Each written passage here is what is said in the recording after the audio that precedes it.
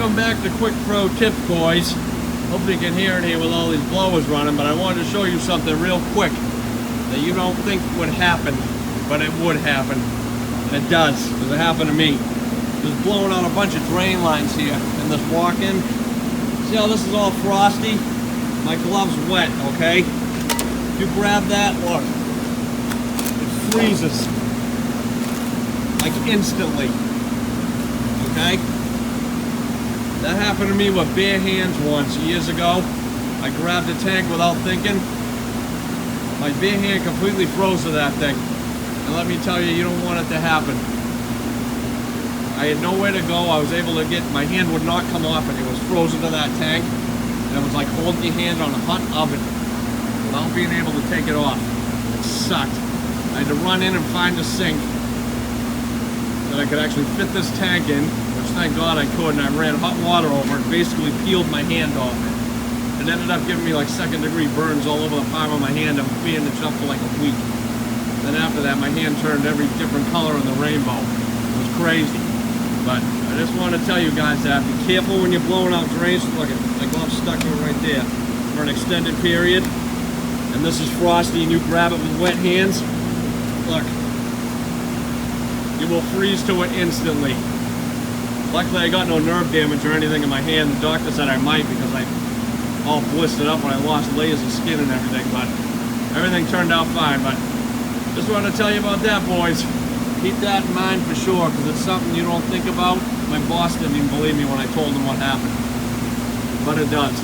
But anyway, guys, thanks for watching. I appreciate all the support. Like, comment, and subscribe if you want. I'll catch you boys on the next one.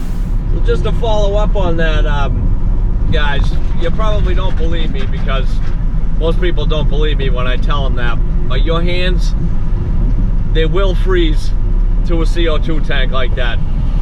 It happened to me like my first summer working for the company that I'm at now, so that was about, I don't know, 13, 14 years ago. And I was trying to take the tank, I was up on a loading dock, and I was below it and it was higher than me, so I went to grab the tank that's slinging over my shoulder to throw it in my truck, and I wasn't thinking, and my hand, it was wet from blowing out the drains. I was a mess, and that's what happened. It froze instantly, and God, it hurt. Just burning. It, you know, frostbite, whatever, just instant, like you're having your hand on an oven. It killed. So I was like freaking out. I'm like, what am I gonna do?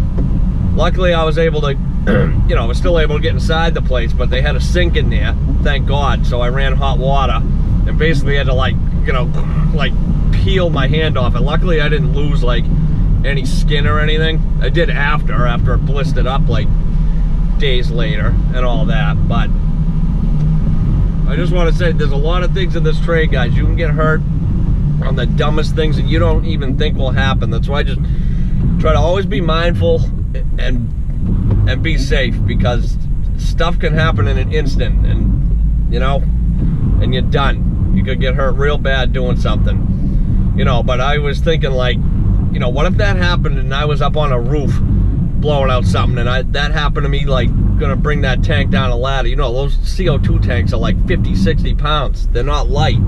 If I was up there and had to go down a ladder like that, one-handed somehow with my hand stuck to it, most likely the thing would have dropped and just like ripped all the skin off the palm of my hand and my fingers. My fingers froze to it, everything, but my palm and everything, like all that, like right here, got it the worst. You know, and they said at the hospital, the emergency room, that you know, the doctor was like, you may end up with nerve damage from this or something, but nothing happened, and it healed up, and I kept it wrapped up for like a week. I still went to work. I didn't want to stay home from work because, I don't know, I was new to the company and wanted to look good and everything, so I went in and I helped out in the office for like 2 days. God, that was a nightmare. I hope I never get hurt that I'd have to work in the office or something. Awful, answering phones and just helping out in there. You don't want to do that, guys, if you're used to working out in the road. It's a totally different world and it's terrible. Definitely not for me. No way.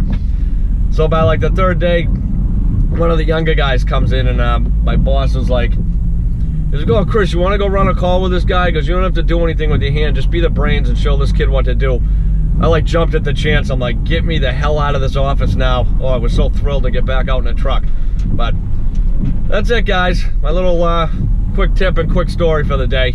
Hope you enjoyed, but I'm telling you, be mindful of those tanks. It's no joke. No joke. But anyways, like, comment, and subscribe if you want, guys, and I'll catch you boys on the next one.